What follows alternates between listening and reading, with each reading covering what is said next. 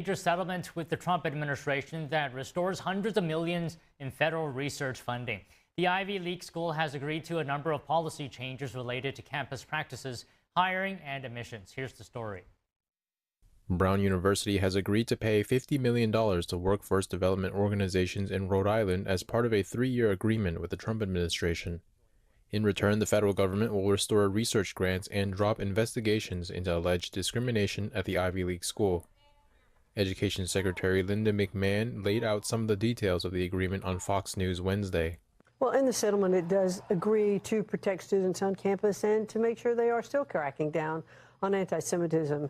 They also have agreed, to recognize women as women and men as men, and not to allow men in women's sports, and women can have private dressing facilities, etc.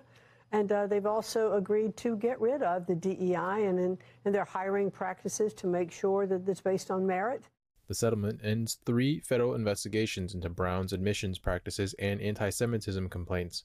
The school admitted no wrongdoing, but said they prioritize academic freedom in discussions with the administration. University President Christina Paxson defended the agreement, saying it preserves the school's values and academic independence. She emphasized that the federal government would not have the power to dictate curriculum or academic content. To address allegations of anti-Semitism, Brown agreed to renew partnerships with Israeli academics, encourage Jewish students to apply, and hire an external organization to monitor the campus climate for Jewish students. Meanwhile, Duke University is also facing federal action.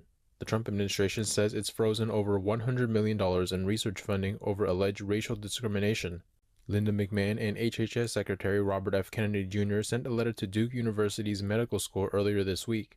They allege racial preferences and discriminatory activity in recruitment, student admissions, scholarships and financial aid, mentoring and enrichment programs, hiring, promotion, and more. The administration also alleged the school's law journal used race as a factor when selecting supplicants, a practice they say violates both the Constitution and Supreme Court precedent.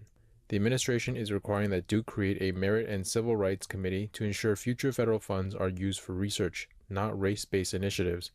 Duke has 20 days to respond to the federal government's notice. NTD reached out to Duke University regarding the allegations by the Trump administration and the funding freeze. We did not hear